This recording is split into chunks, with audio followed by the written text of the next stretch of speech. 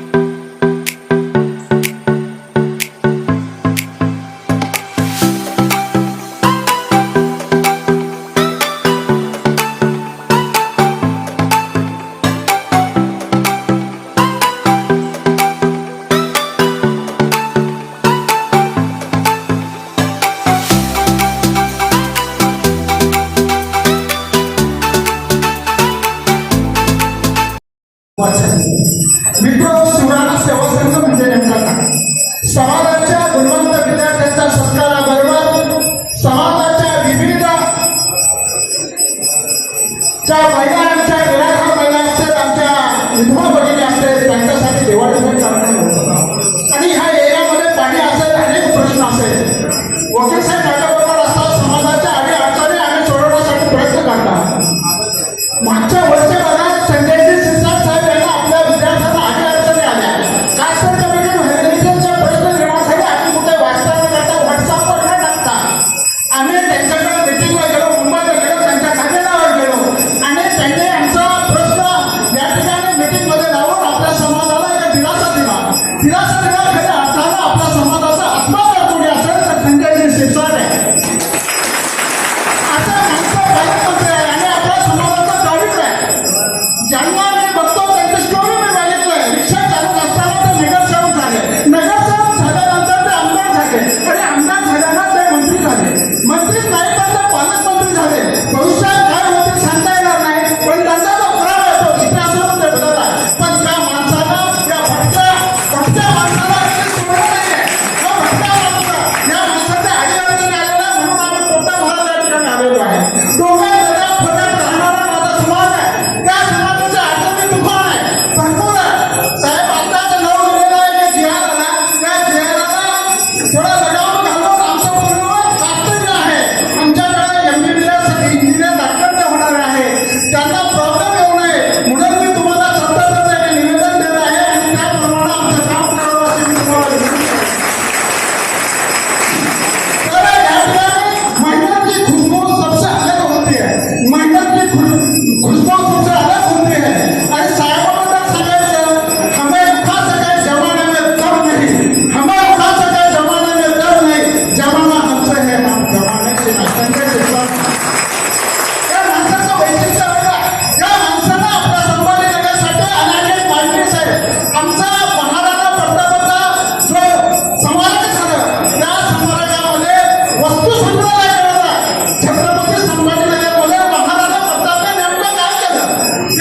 हे आम्हाला फक्त उद्यान इथं आम्हाला स्मारक आपल्या निधीतून साहेब आम्हाला स्मारक या ठिकाणी म्हणून द्यावं असं मी तुम्हाला विनंती करतो. वस्तू संग्रहालय ते 1.5 कोटीचा पैसा आम्हाला वस्तू संग्रहालय तर साहेबांकडून आज घोषणा होईल अशी मी अपेक्षा करतो. आणि अधिक वेळ न घेता माझ्या समाज बांधवांनो आपल्याला थांबायचं नाही, आपल्याला प्रगती करायची आहे. आपल्या आई वडिलांना आपल्याला जे मुलाचं घाम गाळून आपल्याला शिकवलं त्या शिक्षणातून आपल्याला उज्ज्वल भविष्य घडवायचं आहे. केवळ उज्ज्वल भविष्य नाही घडवायचं, देशाचं स्वतःचं उज्ज्वल आणि समाजाचं भविष्य घडवायचं.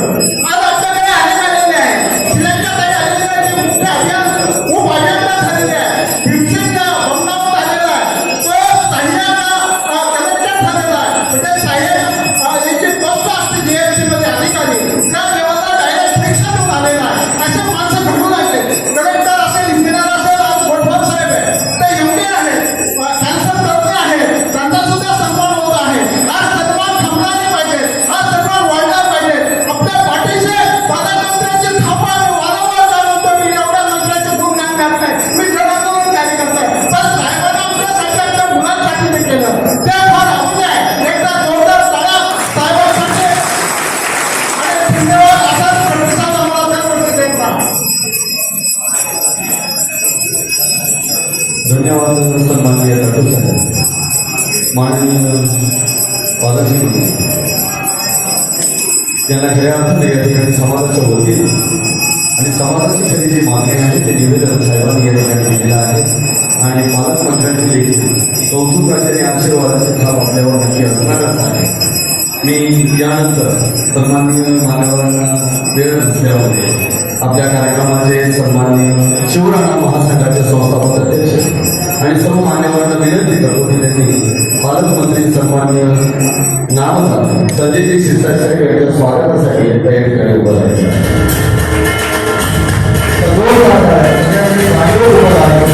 आणि मान्यवरांचं जे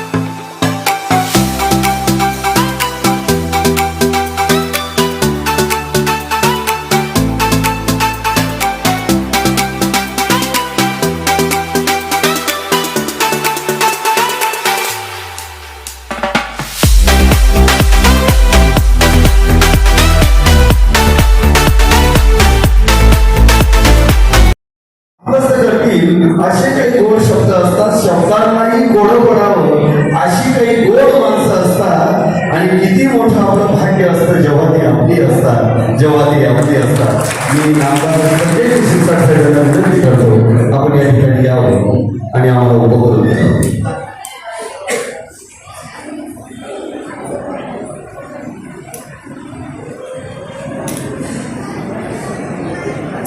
आज या ठिकाणी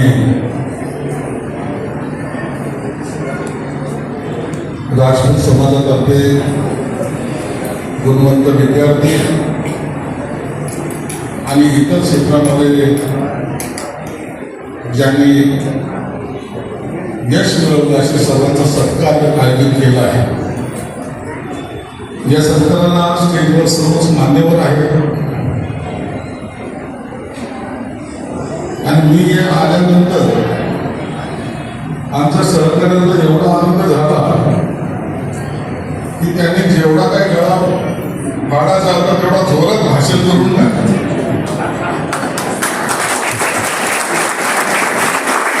माझ्या शेजारी मुलं साईडला बसले होते, ते सांगत होते की साहेब त्यांच्याकडे भावना थांबवणं चालू कठीण आहे. कारण समाजामध्ये काम करत असताना आपल्या पाठीवरून जरी हात देत याचा आनंद काहीतरी वेगळा असतो. या गुणवंतामध्ये कदाचित त्यांचा मुलगा मुलगी नसेल, ज्यांचं सिलेक्शन झालं त्याच्यामध्ये त्यांचा मुलगा मुलगी नसेल, परंतु ज्या समाजासाठी मी काम करत होतो त्याच्यातले काही मुलं पुढे चालले त्याचा आनंद त्याच्या मनामध्ये आहे आणि ते माझे मुलं आहे, ती माझी मुलगी आहे हे समजण्याला सुद्धा या समाजामध्ये आता कमी होत चाललेलं. म्हणून तो आनंद त्यांच्या चेहऱ्यावर होता. त्यांनी सगळे पूर्ण तयारी करून ठेवली होती. मी येणार आहे त्याला मी फोन करून सांगितलं की आता एका ठिकाणी विजिट केली ना, आता फोन करून सांगितलं मी येतो तातडीने आपण कार्यक्रम सुरू करतो. तुमचा कार्यक्रम दिवसभर राहू नये. त्याच्या मागचं कारण असं की समाज हा एकत्रित यायला थोडंसं आपल्याला अडचण आहे. एक तर आपण राजपूत आहोत, एकत्र येणं दुसरं आवडच काम नाही. बघ एकत्र आले तर आले, चांगल्या गोष्टी त्याचा काही देऊ नाही. एकामेकाबद्दल चांगलं बोलतील याची सुद्धा शक्यता कमीच आहे. आता कुठेतरी आपलं लग्न रात्रीचे 2-4 नंतर लागणारे लग्न आता 10 वाजता लागायला, बरोबर आहे का? आणि हे परिवर्तन आता होत चाललं. नाही तर रात्री 12च्या नंतर फेरीला सुरुवात झाली का झाली, जब तक हम तलवार निकालते नहीं महाराणा की औलाद है तब तक तो शादी होती. आपण समाजाबरोबर आपला जो समाज आहे ते याला इतरांच्या बरोबर स्पर्धेत आणायचा असेल तर आपल्यामध्ये स्वतःमध्ये बदल करून घ्यावा लागेल. आपल्याला समजावणार कोणी नाहीये, आपल्याला सांगणार कोणी नाहीये. तुम्ही जेव्हा मोठे व्हाल ना तुम्हाला ओढणारे भरपूर मिळतील, परंतु तुमचं अभिनंदन करणाऱ्यांची संख्या कमी असणार आहे हे लक्षात घ्या. या समाजाने अनेक वेळा भोगलेला आहे. अनेक वेळा हे लोक माझ्याकडे येतात, माझ्याकडून काही ना काही मागण्या मान्य करून घेतात. मागे बुलढाण्याच्या केसमध्ये हे सर्वजण रात्री 11 वाजता मध्ये घरी आले. तिथेही असा प्रसंग आला. राजकोट भामटा, आणि ते भामटा शब्द आमच्यासाठी किती दिवस ठेवणार तेच आम्हाला माहिती नाही. आता आम्ही भामट्याचं चांगलं झालं तरी भामटाच आहे. हे काही असे काही शब्द ज्यांनी कुणी लावले असतील त्या काळामध्ये, तो खऱ्या अर्थानं असलेला अपमान आहे. आणि या अपमानाचा कुठेतरी आता शेवट झाला पाहिजे हे सर्वांची धारणा आहे.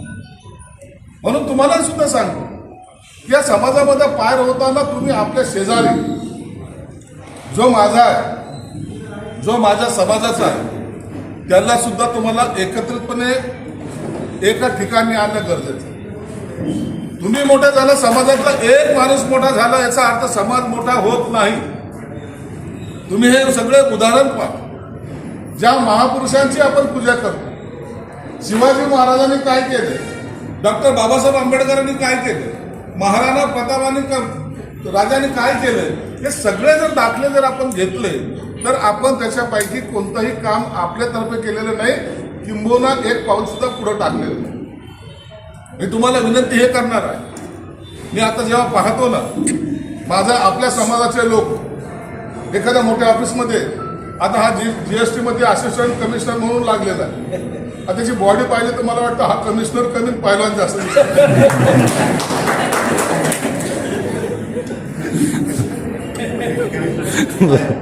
असाही फायदा परीक्षा पास होऊ शकतो याच्यावर माझा आज विश्वास बसला.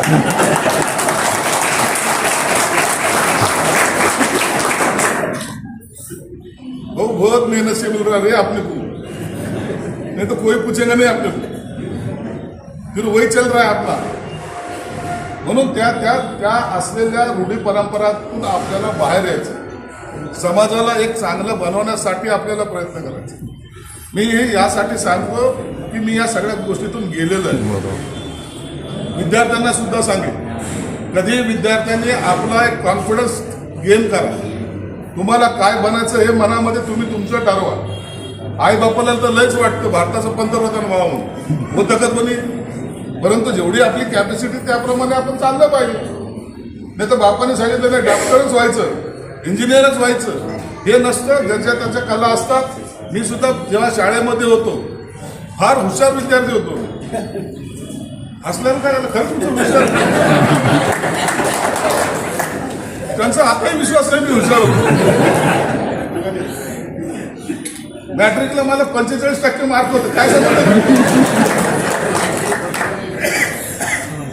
पास झालो का नाही?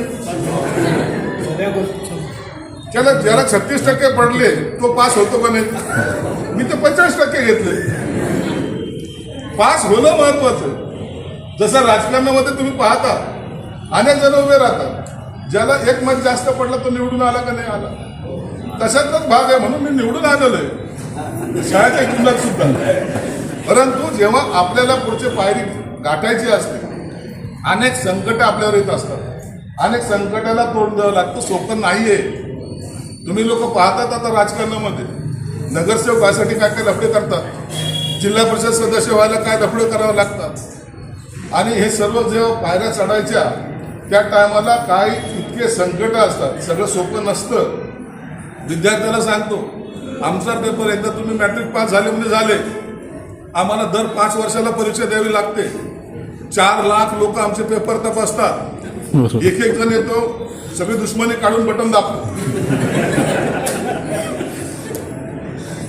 आता तर याला पाहूनच घेऊन म्हणतो, तरी बटन दाबतो. 4 लाख लोक पेपर तपासतात का नाही आमचा?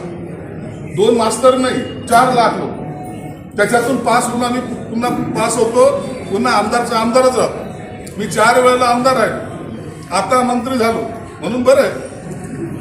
परंतु हे प्रमोशन आता झालं, याच्यासाठी कालावधी जावा लागतो.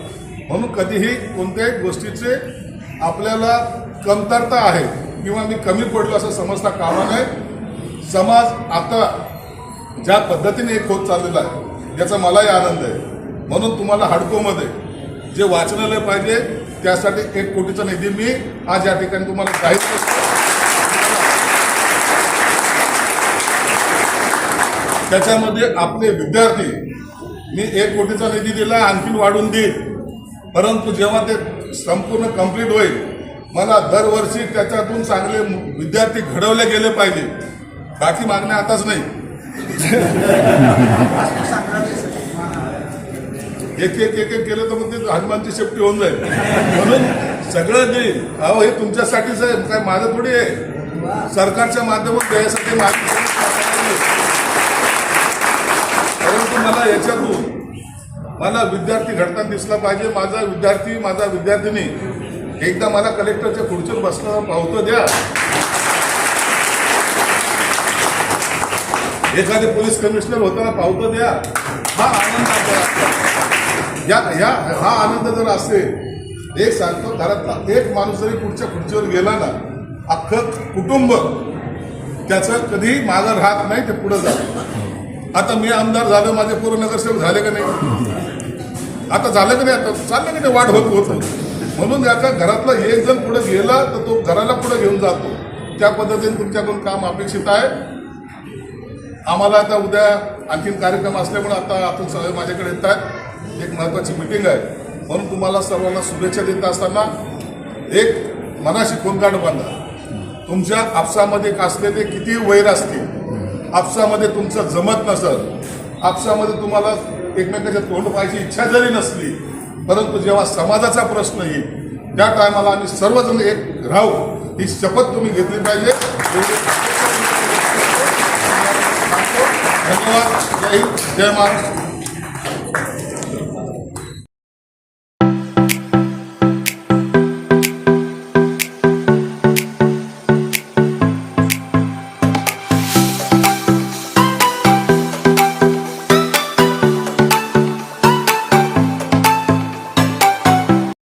क्या लगे वाले आपने कितने बच्चों का सत्कार किया जा रहा है?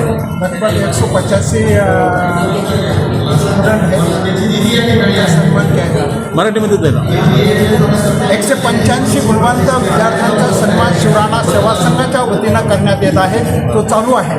आता किती वर्षापासून हा सत्कार समारंभ 25 वर्षापासून हा सत्कार समारंभ चालू आहे. आणि तुमच्या समाजात आणखी 2-3 सत्काराचे कार्यक्रम झाले त्याबद्दल तुम्हाला काय समाज वाटतं? मोठा आहे तर समाजाचे कार्यक्रम होत राहतात. त्याचं अभिनंदन आहे त्यांचं सगळ्यांचं. बरं तुमचा सत्कार कार्यक्रम ठेवला 10वी 12वी उत्तीर्ण ठेवला तर आणखी कोणकोणत्या विद्यार्थ्यांना केलं? 10वी 12वी तर आहेच. MPSC UPSC स्टॉप सिलेक्शन वेगवेगळ्या पदव्या MBBS असेल डॉक्टर असेल बँक सिलेक्शन असेल अशा वेगवेगळ्या माध्यमातून हा सत्कार समारंभ पाहुणे म्हणून कोण कोण उपस्थित होते? आताच पालकमंत्री संदेश शिरसाट यांच्या हस्ते उद्घाटन झालं आणि अनेक मान्यवर या ठिकाणी आहे. त्यांच्या हस्तेही या ठिकाणी पुरस्कार देणं चालू आहे. आज कोणत्या गुणवंतांना पुरस्कार दिले गेले?